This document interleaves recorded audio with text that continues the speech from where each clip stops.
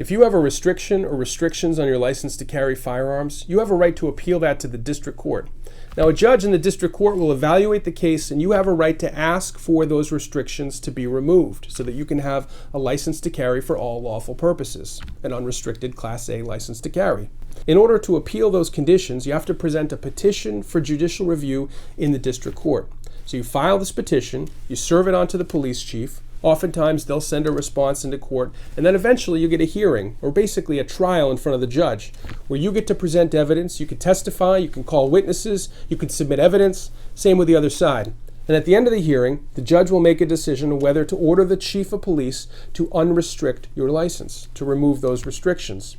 Now, the judge has to determine whether or not there is any link to those restrictions and a public safety reason. There has to be a public safety reason. The chief has to justify those restrictions, and very often there is no justification.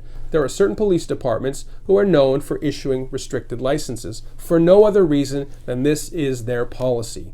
Well, that's not the law. The law requires them to justify those restrictions with some connection to public safety, and not simply that that's their policy. There are plenty of cases where those chiefs just cannot justify a public safety reason for adding restrictions to a license. And in those cases, the judges will order that those restrictions be removed and that you get a license for all lawful purposes.